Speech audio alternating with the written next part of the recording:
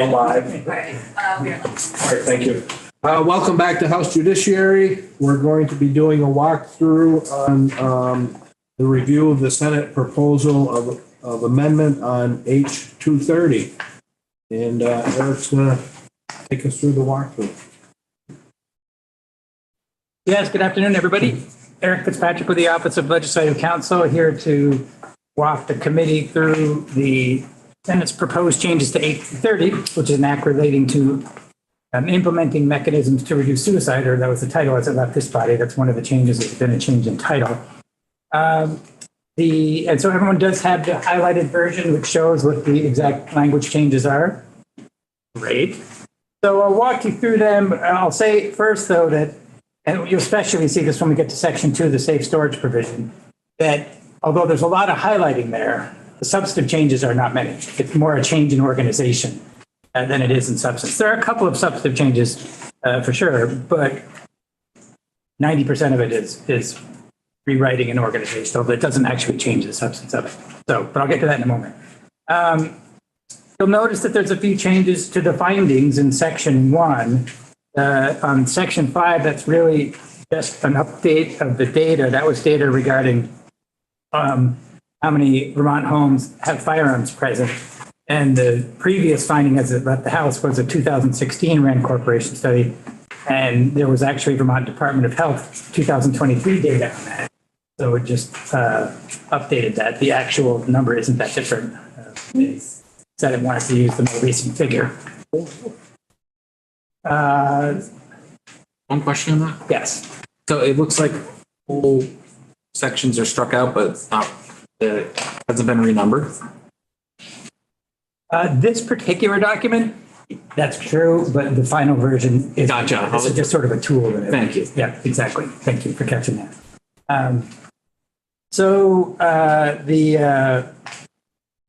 Speaking of striking out particular subdivisions or whole subdivisions, subdivision 7, page 2, you'll see that struck. That was a finding that was in particular about persons being at greatest risk of suicide are men in Vermont, are men, persons living in rural areas, persons with a disability, veterans, and members of the LGBTQ plus community.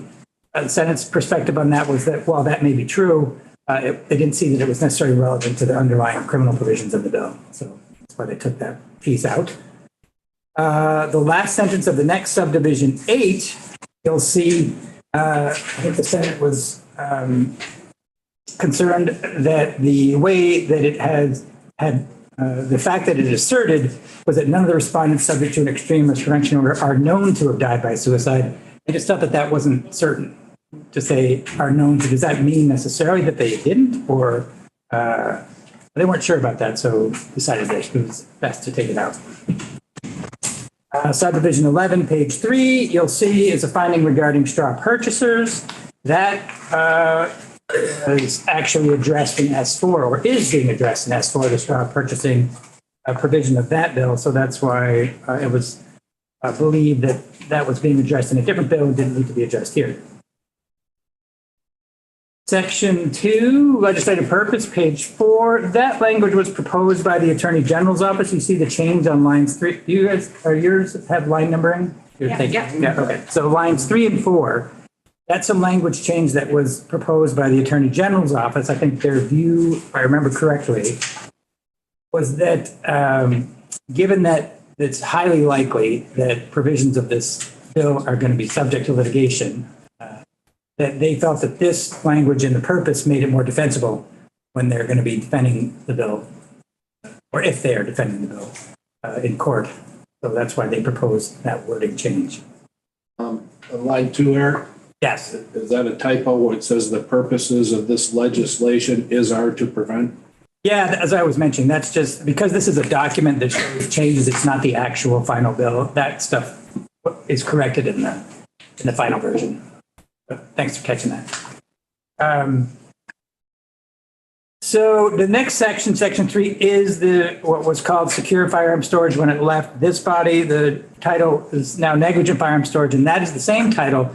As I was mentioning earlier, this is really the section where, although there's a lot of highlighting, you'll see, the substantive changes are not very many. It's mostly organizational and rewriting in order to pattern the provision that you see now on the New Hampshire statute regarding negligent firearm storage. And in fact, that's the title of the New Hampshire statute. So the title was changed here to reflect that. So New Hampshire's got a statute on this. It's called negligent firearm storage. That's what the intent is here, is to pattern on that style. I think one of the two substantive differences, and probably the primary difference, is you may recall when the bill left the House that it had a system of tiered penalties, right? So that there was a general prohibition on storing your firearm that was not in compliance with the firearm storage requirements of this bill, which are in a safe or with a firearms lock, et cetera. There's a general prohibition on that. You can't, this firearm must be stored in that fashion. But criminal penalties did not kick in unless some subsequent behavior occurred. For example, if you look at the bottom of page 4, and these are retained, these are the same as they're same in the Senate version as they were in the House version, although they are moved as to where they are in the bill. But the penalties for this subsequent conduct is the same. So subdivision A, you see at the bottom, if it's a child or prohibited person gains access to the firearm, use it in the commission of a crime or displays it in a threatening manner, it's a 1-year misdemeanor. And you look at the top of page 2, if a child or prohibited person gains access and it uses it to cause death or a serious bodily injury, it's a 5-year felony. So that's the same as the bill that left this committee. But the difference is, remember, the language as it left the House had that prohibition. So it prohibited, a person shall not store the firearm out of compliance with the requirements, although there were no criminal provisions attached. Because you may, even if you remember a little further back, there was a stage where there was a $100 fine only attached to that. So just failure to store properly had a $100 fine only consequence. So what the Senate did was it struck that element of it, so that there is no prohibition unless a child or prohibited person gains access and either uses it to cause a crime or in a threatening manner or death or serious bodily injury results. So that means that, for example, if you're a person who lives in a house where you reasonably, or should know that a child or prohibited person is likely to gain access to a firearm, but you don't store your firearms properly, right? And nothing bad ever happens, then there's no crime. There hasn't been any unlawful conduct. And for that same reason, law enforcement officer would not be able to get a warrant or search your home if there hasn't been any subsequent crime involving, death or serious bodily injury, because it's not unlawful on its own, unless one of those subsequent consequences has occurred. That makes sense? All right. So that's the difference in structure. I should have rephrased that. Is that understandable? Understand. Yes, exactly. Is my explanation sufficient? So that's that substantive change there to that piece of it. As I mentioned, if you look at something crystal clear, just for my brain. Yeah. So it really is not focused on prevention then. It's a purely reactive provision. That's an observation that I have no comment on. Mm-hmm. I can't make comments on observations like that. Totally understand. Not in here anyway. Is there a legal distinction there that you're allowed to? Making sure I understand it correctly. So where's the issue again? I'm sorry. The way I'm understanding this, this is the secure negligent firearms. Negligent. Right now, we're telling people what we don't want them to do instead of what we do want them to do. It is only a crime when something bad happens. That's the way it was. Which is essentially the way it was. Yes, the way right. But we're not even sending the message that we want firearms to be securely stored. Really. Well, just all the warning, the signage, all the educational stuff is done. I hear what you're saying. I'm just thankful that piece didn't get taken out. So where's the part that you come to that conclusion on? I'm just trying to catch up with you. I apologize. In understanding that the way that it's the new structure, modeled after the New Hampshire law, Negligent storage. there's no direction to keep your firearms securely stored. If you know that there are children or prohibited persons in your home and you don't store your firearm properly and nothing ever happens, that's fine. And there wasn't a time the way it was written before either, effectively. But it seems like a fairly substantive messaging change. The changes on page 7, I think in the sign, that you have to post, strikes out the piece that says law, the Vermont law requires. Right. The Vermont law does not require gun owners to securely store their firearms. Again, I just hate when we're just waiting for the worst case scenario and only reacting in that. But the truth of the matter is that nothing kicks in until unfortunately, the worst case scenario happens. Right. Anyway. Right. I understand. To begin with. I know, yeah, I know. It's a nuanced difference, but I understand where you come from. Thank you. Wasn't completely following. All right, so continue. Thank you, Eric. Yeah. So some of the other struck language that you see on page 5 and 6, for example, is really just moved to location. For example, the struck language about how the firearm needs to be stored on lines 4 through 8 is just moved to lower in the page. So what this does now is it lists all the exceptions. So now you say, all right, if the language says, it's a crime if you if you have a firearm in a place, or reasonably should know a child or prohibited person is going to gain access, and they do, and one of those bad consequences happen, that would be a crime, but there's some exceptions to that. So, and some of these are the same as they left this committee. You'll see A, B, and C, they're not highlighted, are exactly the same as this committee. That's when you have it on your person or within close proximity to yourself, or if there's an illegal entry, or if there's an act of self-defense. Those are all the same. And then it just moves the type of the manner of storage into the part of the bill where it describes what is not a crime. So again, so that means that the legal effect of that is exactly the same. If you store your firearm in a lock container or equipped with a tamper-resistant mechanical lock or other safety device,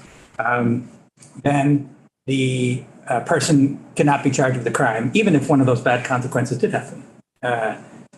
The one substantive or two substantive changes there. One you'll see in line 18 is that as the bill left here, even when the firearm was stored in a safe or with a lock, it had to be separate from ammunition, which means it had to be unloaded in the Senate. The Senate took a different position on that and thought that if the firearm was in your safe or was locked, then it would be okay to be loaded. So you can have a loaded firearm in your safe or locked, and that would be Eric, I know this isn't the language that's in the bill, but when you said it's got to be separate from, firearms got to be separate from the ammunition. Yes. That only means unloaded, and it doesn't mean firearms in one place and ammunition in another? That's what it did mean. So, I mean, I'm Okay. saying both those things would be true. Yeah. Yeah. So I wouldn't be able to have the ammunition in the safe with the gun, even though the firearm, even though it's not loaded. Oh, no, you could do that too. I see what you're saying. I misunderstood you. Yeah. Sorry. Yes. If they were both, if you chose to have them in the safe. So the old language separate means that it's not loaded. Right. Okay. Now, the new language, you could have it separate if you wish, or you could have it loaded. No, I just wanted clarification on what we Right. had. Sure. Because, of course, we've been hearing that type of thing for years, and I only now know the definition. So, great, thank you. Yep.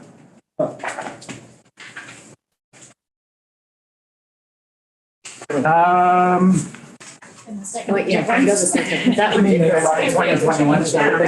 Yes, that was actually suggested by the Attorney General's office. So they thought that the language was clear and that the prohibition should be, or that the manner of storage should be just simply that it's in the safe or locked up and that language was harder to enforce and be clear about. So, I mean, they suggested striking that language.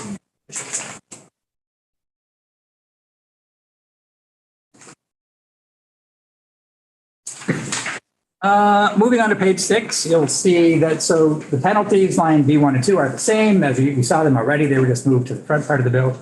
The charging discretion is struck. Remember, that was a piece that said the state's attorney said discretion whether or not to bring a criminal charge when one of the firearms was accessed by a child and then used in an unintentional self-inflicted shooting. I think as this committee discussed, that was discretion that the state's attorneys have anyway, but that it was sort of a highlight measure in the Senate. The state's attorneys having that discretion itself was sufficient. You mentioned already, Representative Chapin, that there's a change to the sign as well, which is the bottom of page 7. The change in the underlying substance, I think the Senate viewed that as requiring this change because the first sentence would not have been exactly accurate anymore. So change that sentence to just fair to securely store firearms may result in criminal prosecution. And that second sentence, it is important that the owner of a firearm seek firearm safety instructions from a certified firearms instructor and keep firearms secured from unauthorized use. That is verbatim from the New Hampshire statute. So that's where that came from. I have to say the new sentence isn't accurate. Failure to securely store firearms may result in criminal prosecution is not true. Failure to securely store firearms may result in criminal prosecution if certain things occur. And so, just to point that out, that the sign would be inaccurate and not actually inform Vermonters as to the potential legal penalties for certain behaviors.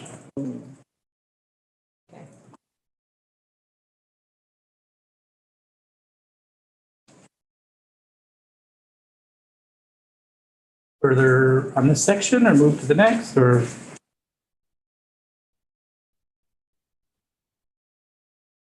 Moving along? Yes. All right. So a rhetorical question. I was trying to signal it. So that actually is the end of the safe storage provision. Now we're moving on to the extreme risk protection provision, the ERPO. You may remember the way that left this body. The big picture change of that was that under current law, it has to be the state's attorney or the attorney general who files an ERPO petition. The proposal was to expand that so that a household member or family member could bring it. Two substantive changes to this. The first one you'll see actually is in several different places, and that was the attorney general and the state's attorneys agreed on this. And you may remember that another piece of that is that although household members and family members are permitted to file the petition, crafted language in here that said after they filed the initial petition, they would be substituted as the party who's prosecuting the case by the AG or the SA. So the Senate kept that piece. AG and SAs, I think, came to the conclusion that in that situation, when a substitution is going to happen, it really made more sense for the state's attorney to be the substituted party of the county where the petition was filed, because they're the one who's going to have access to all the local information, all the local witnesses, that kind of thing. So that's why that change is made. You'll see it goes from state's attorney from state's attorney or attorney general to state's attorney of the county where the petition was filed. And that only applies in those substituted party situations. And lastly, for the ERPO change is the change in the burden of proof, the standard of review, with respect to petitions filed by the family or household member. Now, you remember the big picture of the burdens generally for the ERPO are if it's that initial ex parte filing where the defendant is typically not present, that's a preponderance of the evidence standard, more likely than not. That order, if it's issued, only lasts 14 days maximum, and within that period of time, there has to be a final hearing held, and the burden of proof in the final hearing is clear and convincing evidence, and it's at that final hearing that the defendant can appear and argue against the order, that sort of thing. So what the change here is that although the preponderance, more likely than not, standard is kept for the state's attorneys and the attorney general who file that initial emergency order, the 14-day one, provides that if it's the family or household member who files it, it's a higher burden of proof, clear and convincing evidence. So allows them to file, but higher standard of proof.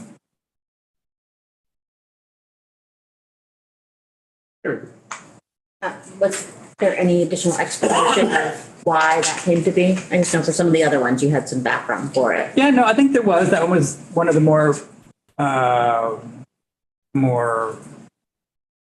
most often discussed pieces. Okay.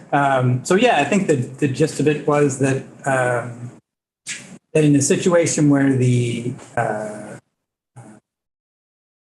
petitioner, the person filing, is a family or household member, these often take place, over the telephone, late at night, one person making the call, that there wouldn't be the ability of that person to sort of verify things through law enforcement officers and other witnesses that a state's attorney general would have, and that there might be more potential for a person making that call to not have as much evidence at their disposal. That was the gist of it. Joe.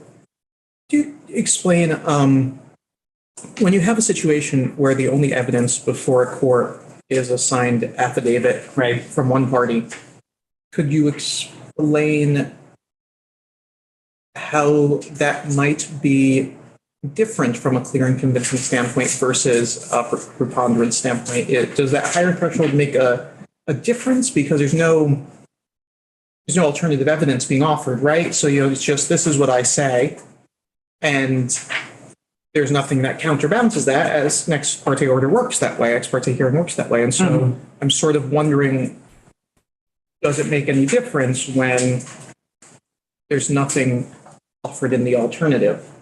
I think, and Judge Zone was asked a very similar question. And he, I think, explained that particularly in the RFA context, for example, just as something that's been in place for more years, so there's just more experience with it. So it could say, having observed it a lot, that you're right, that just that affidavit, and given that there's no counter evidence, would often suffice for under the preponderance standard, but that assertions made in the affidavit could be made, and that the more assertions of, for example, the behavior was witnessed by somebody else, there's other people who can confirm that this happened, or that there's calls that were made to law enforcement, that other circumstances like that might be needed. And it's hard, as in a vacuum to say where does it cross over into a clear and convincing, but that other pieces of evidence asserted by the person in the affidavit might be needed to reach the higher standard, as opposed to just statements of this is what I saw.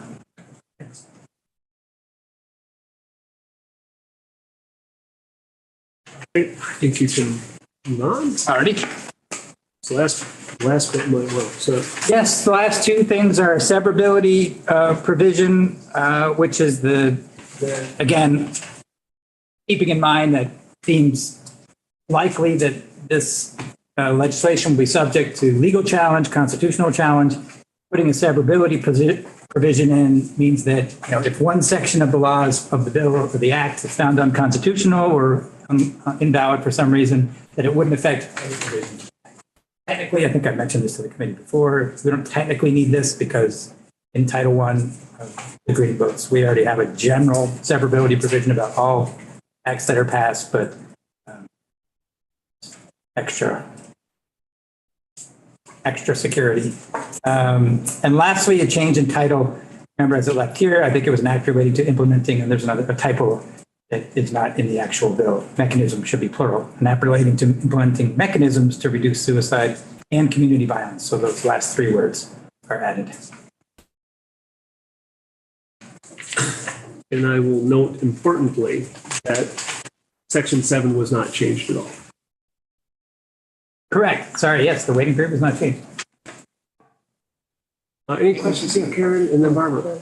No, because House Healthcare also heard it. If we can hear what the results were there. It was 7-3-1 in favor of concurring for the amendment.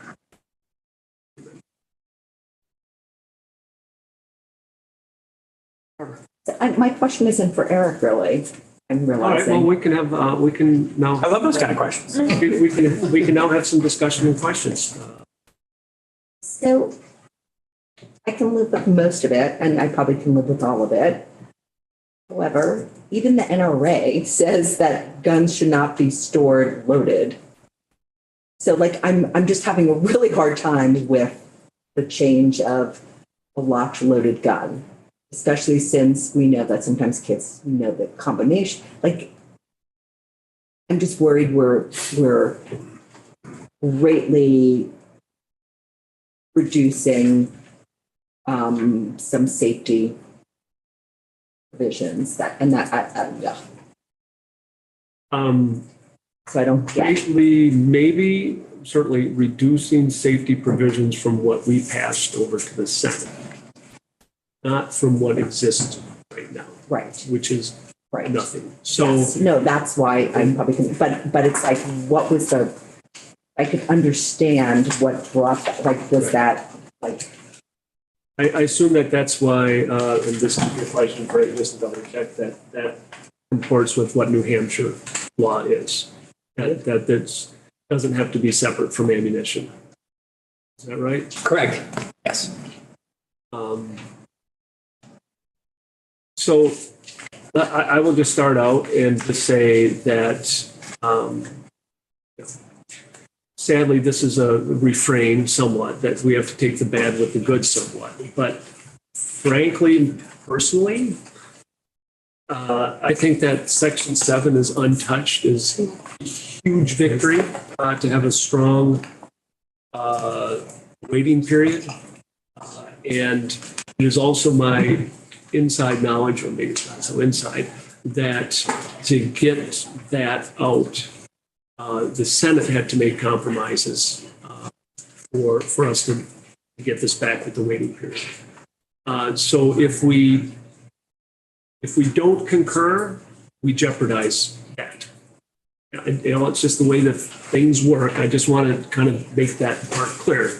Unlike there, possibly another bill that we don't have a strong feeling about making it all the way to the governor's desk, that would be the risk we'd be taking if we don't concur. So I don't like what they did on 2 of the 3 policies that we tried to work on. It's still an improvement, not nearly as good as what we passed out in my perspective. I personally don't want to risk not getting the waiting period through. So that's where I stand on this. So I would definitely concur. Angela. I think this might be a question for you, Eric. So right now in Vermont, if a child gains access to a firearm and uses it to shoot someone accidentally or intentionally, is there zero culpability for the adult owner of that firearm? There's no negligence or anything? No, it's potential that there, it's not as clear cut as what you would had in this provision that left us for, but there could be negligent supervision of the child. There could be potentially reckless homicide, involuntary homicide, or one of those other provisions could conceivably apply. It would depend on the facts. Certainly, there could be civil liability as well. I don't know if you were specifically talking about criminal, but I was. It is possible that under some other criminal statutes, that depending on the facts, it might apply. Right. So this creates a clearer path to that responsibility or culpability, maybe. Definitely. Okay. You mean for the situations where the child uses the firearm? Yeah, absolutely. Much clearer. Okay. But effectively, passing this would not mean, Vermont still does not have a safe or secure storage law. I wouldn't call this a secure storage law. It wouldn't have a law that said storage must be, done in this particular way under any circumstances. You're right. It would only be if one of those consequences occurred.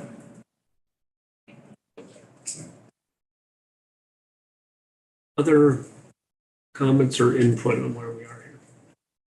Karen. I think I would just echo thoughts that you shared. Like, it's disappointing. It's not great. It's not what we passed out. And I feel like it's more than what we have if we don't pass anything. And I do worry about the risk of suggesting changes, another amendment, and then where it can go. Like, we can do more, another session, another time, but let's at least get this out, and have this go into effect and do what we can. I think we heard in testimony, the benefits of even these pieces that are still left in here and done, it's going to have a positive impact. So I would be ready to concur and be disappointed. Right, and that's what happens this time of year, depending on if it's an S bill or an H bill. It's kind of a little bit different perspective, that we're in a different position as well. Will? Thank you. Yeah, no, I'll just pile on a little bit. In that, like with most bills, I'm looking at these proposed changes and thinking, okay, that makes sense, and I don't like that. But I worry that if we were to not concur, it would get bogged down. It would not pass now. And I want this bill. If this form is what we can get out, let's get it out the door. And also speaking as someone who's been here for 5 years and has seen 2 firearms safety bills die because they could not override a gubernatorial veto. Perhaps in this case, slightly more middle of the road is a key to success as far as some of our colleagues in the House and the Senate who are generally uncomfortable with such bills. If this makes it a little easier for them, then let's get this through instead of nothing. And that's a very real possibility. So I certainly support concurring. Joe, my position hasn't changed, but I won't reiterate why. But I do just sort of want to reiterate the fact that the sign now actively misleads Vermonters. How it was not misleading because it said Vermont law requires gun owners to securely store their firearms separately from ammunition without part when they fire more in their homes and premises under their control if a prohibited person from purchasing or possessing firearms or a child is likely to gain access to them. That is under the new negligent firearm storage standard. That is the basis upon which one can be held liable, and that has been reduced to simply saying failure to securely store firearms may result in criminal prosecution, which I guess one could vaguely say that's true because it may occur if you meet all these other criteria. But if you do not live in a home where there are children or prohibited people, then the law, as I imagine in a few moments will be concurred to by this committee, doesn't actually say that. And so it bothers me that we're going to be putting by statute, putting misleading legal information on the wall of every gun store in the state that will not actually inform Vermonters as to what their responsibilities are under Vermont law. And I agree with that because the particular word may, there's any number of things that would have to happen if you wanted to fully spell out the law. You put in the exceptions, you put in what safe storage means, and this is saying it may. And there's several criteria and there's several defenses, and you don't need to put all those in there. I understand where you're coming from, but I'm just not quite there. I'm just going to say it. It's not going to change anything. No, I know, but I just haven't. Yeah, different. Yeah, so,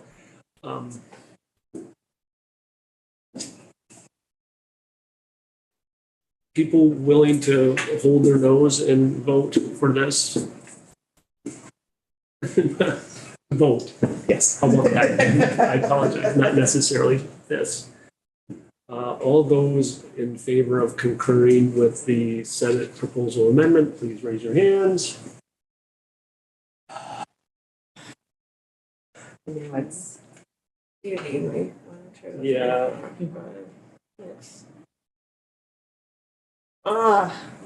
5, 6. Huh? Wait, really? 1, 2, 3, 4. Majority, right? Right.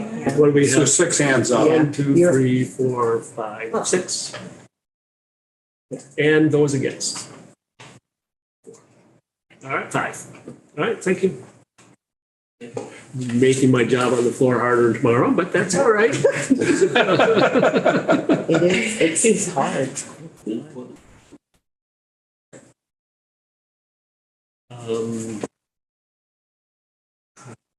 you for that. And Eric, if you're going to be able to give me any hand on, if you have something that you can shoot my way, any kind of section by section type stuff that you probably have created already anyway for the Senate that I could borrow to Yes. together tonight. I will send you that. Absolutely, there is one. Can I take a 3-minute break? We're going to start on S4, but whatever, yeah. Is that a roll call vote, S4, or are we? Yeah. So we're gonna do a vote? S4. We I'm are, ready to vote. yeah, well, we're passing it. The last trips to go on. That's true. We do have a beer waiting for us right now.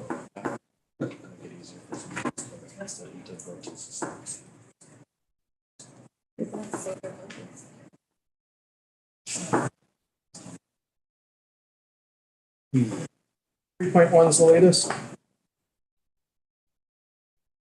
3.1? Did you pass those? Yes, there's also a house. Pass that around if you could. You can just date in it, 428, which Yeah, you can give us. like an hour ago, so. 3 p.m.? Yes.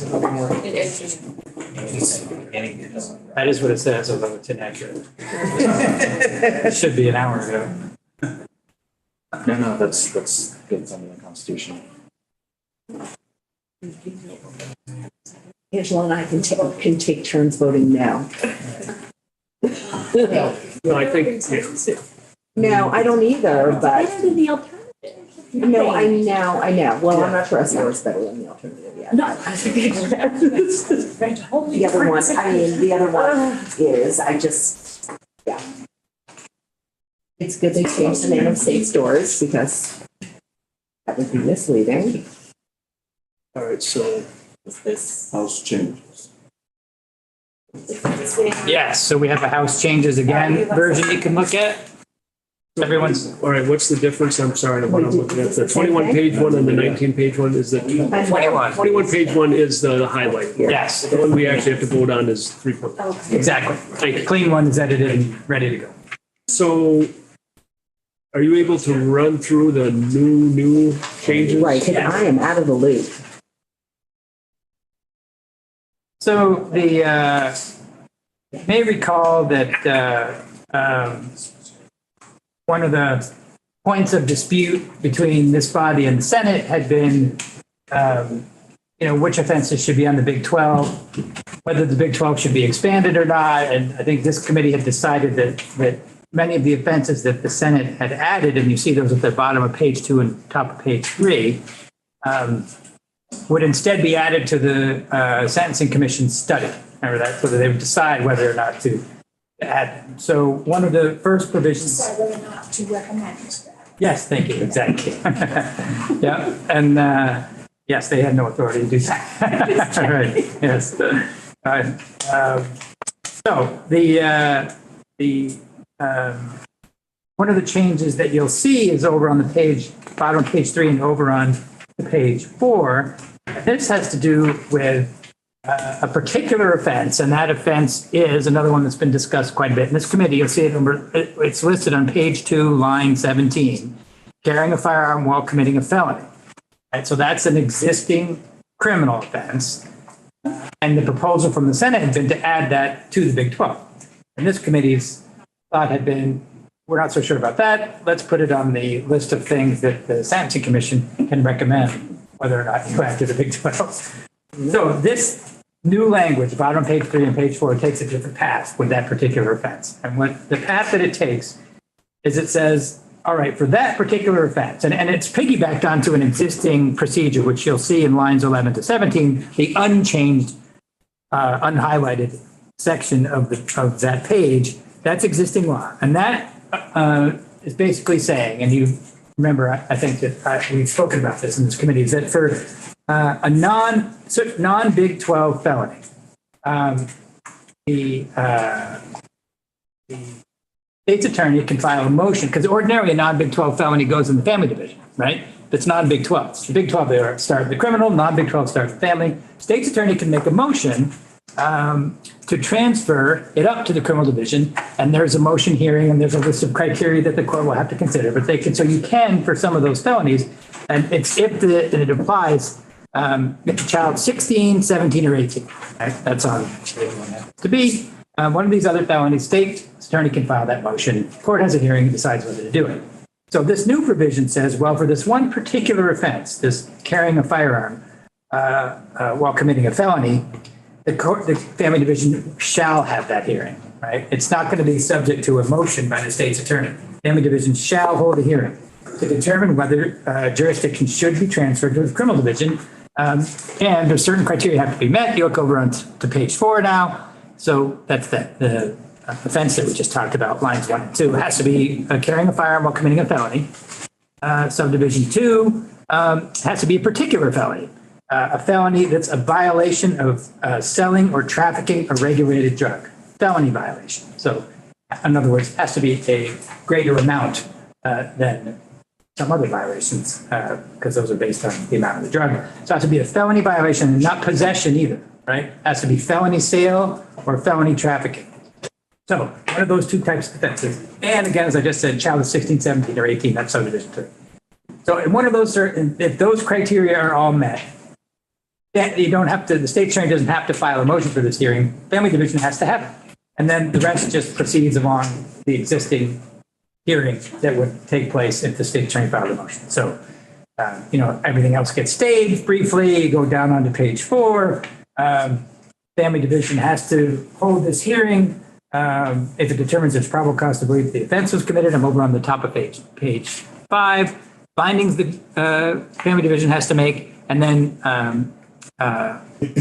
the subsection D, which starts on line 4 of page 5 and goes all the way over to page 6, line 11. That's all existing law, and that's all the criteria that the family division has to consider during the course of one of these hearings. So it sort of piggybacks it onto that. It's different in the sense that it doesn't have to wait for a state's attorney's motion. They have to have the hearing if it's that particular offense, which is carrying a firearm while committing a particular felony, which is selling or trafficking a regulated drug. That is one of the big differences between this version of the bill and the previous one that you looked at. It's not the main one, I think, actually. I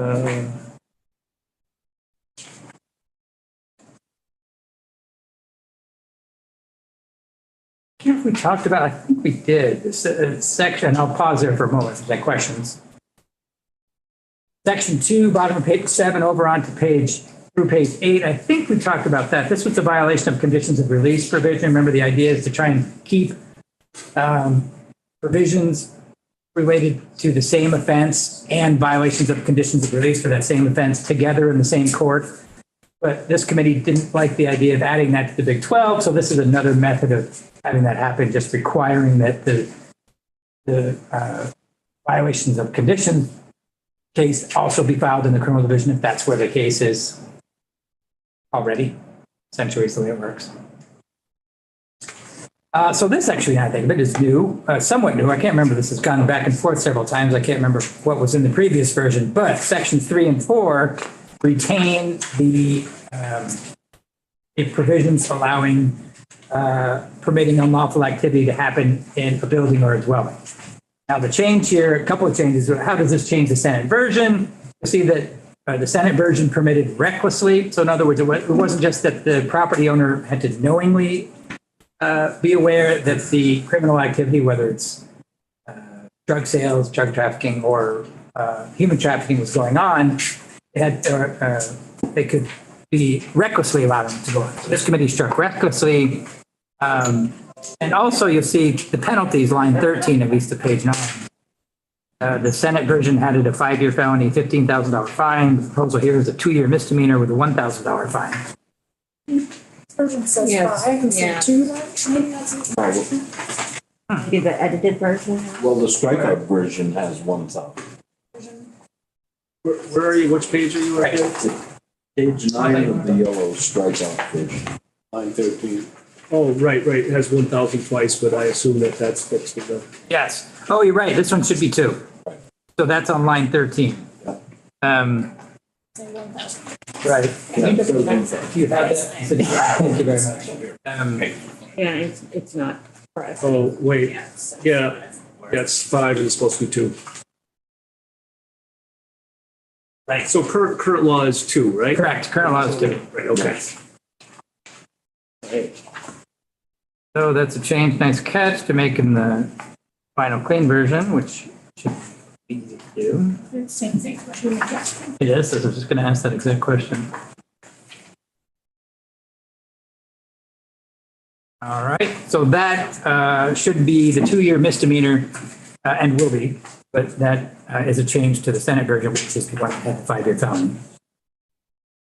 Also, you'll see that subsection C, D is struck. That's on page 9. This was the sort of safe harbor provision, so that essentially the result of this is that the landlord will be subject to this for knowingly permitting the illegal activity to go on and won't have this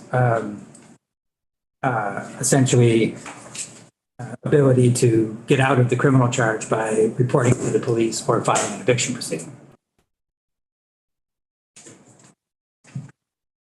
And that same changes are made on page 10 to the permitting human trafficking in a dwelling. So strikes that safe harbor provision. Criminal fines goes from 15,000 to 1,000, and it should be the 2-year misdemeanor as well.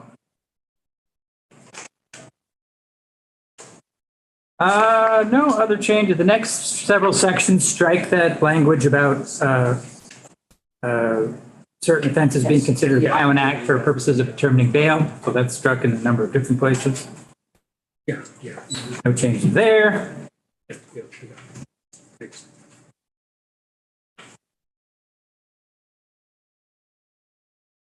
I think that's it as far as any changes between this draft and the previous one that you looked at.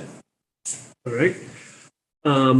So, Karen, Section 8 is now gone.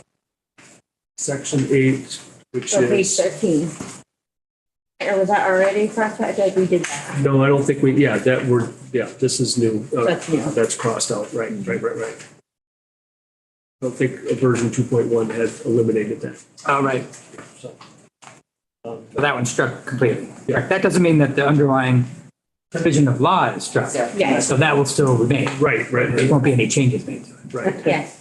So Positive. my question for the committee is, are we willing to vote understanding that there is that one change that will be made before we hand this version in? Are we good?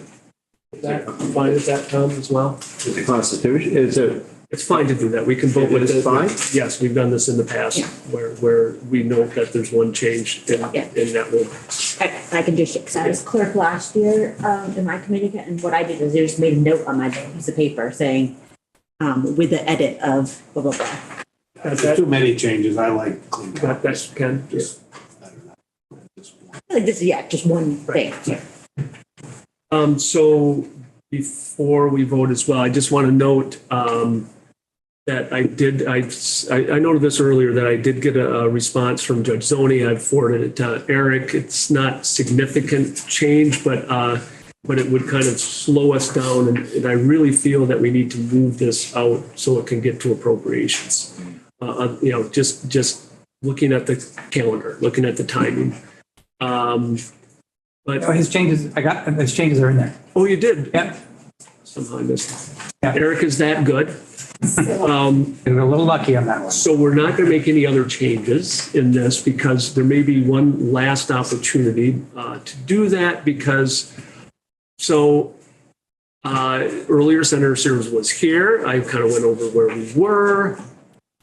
I think that he may make a suggestion or two to us. We can decide whether we accept those. And if we do, and we can decide whether we will put them in as an amendment to this. But the main thing is just to try to move this along, and that this is really where we are right now. But we can either do that or he will send it over in concurrence. He'll move this thing as fast as he can when he receives it, and we'll have to look at it concurrence or, I mean, further instance of amendment from the Senate or a request for, but I think we're close. And I would like to hear what he has to say, and I'll bring that up and we'll schedule some time tomorrow afternoon for anything final. But it'll be sitting over in appropriations, and we have a little time to think about that and see if we can. Because we've had one more attempt at it than he has, right? At this point? Right. Yeah. Right. Where I guess in a sense it would be fair he gets one more. Yeah, and I'd rather, if it's something we can agree with, but he sees where we are. I talked to him about what we can't do, and we'll see what can come up. And you don't have to do anything with that, but I just want to give people a heads up that that's kind of the next step, is get this out, get it to appropriations, and there'll be some further conversations, and then I'll see what he has in mind, and I'll see where folks are. We'll talk about it in the committee. So, I'll get him. I did, but I don't think But we you can are talk. interested. Yeah, but we can talk about that for if what we get from. Okay. I mean, because the conversation may continue, but I think that would throw a little bit of an extra wrench in this moment when I'm about to ask for a motion. Right. It just, I understand where you are, but yeah, okay, yeah. I I'm just trying no, I to do. figure a way to say yes. Yeah. No. And that's what it would take.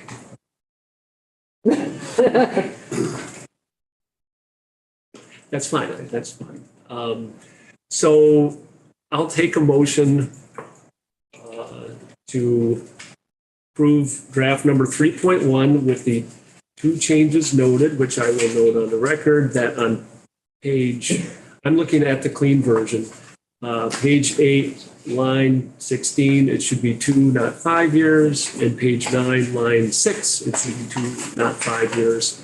I would take a motion to concur with further instances of amendment on S4 version. I got it. Coach. Second. And Will second. Any further discussion? Yeah, I'm just going to repeat what I've been saying right along. I would certainly rather go with the Senate version. I realize there's compromise and, give and take and back and forth, whatever. And, I mean, there's still, all the pieces that were in the bill are still in it. There's, the study coming up and my hope is that we land someplace in the middle through the study and because everything is pretty much still on the table, I'm certainly going to support it. I appreciate it. Any other discussion? All right, not seeing any if the clerk can call the roll. Adriano, Yes.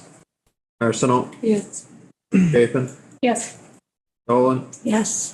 Roseland, yeah. Yes. Oliver, Yep. Rachelson, No.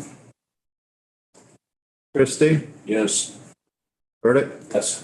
Lon. Yes. All right, thank you, everybody, and Karen still Yep. willing, is going to be reporting this. And like I say, if we can get Eric's this gonna last send it version, to yeah, me so right we now. can get it, so it will go off the notice calendar over to appropriations tomorrow. And I will sometime during the morning tomorrow have a discussion with Senator Sears to see where he is, and I will present that to you all, and we'll have further discussion tomorrow afternoon and see if we can get this set up for a concurrence on the Senate side. So we will adjourn until we're at positive high at about 20 after, where no business will be discussed and we'll only talk about It is- pets and books that we're reading. But it's positive 3.1 Not talking about or books. 1.9 times. So 8:30 tomorrow in the pavilion, room 267, we're taking up a joint meeting with government operations, House Resolution 11 regarding setting up an impeachment committee. Hope to see you all there bright and early tomorrow. Yeah. Oh, all right, we won't have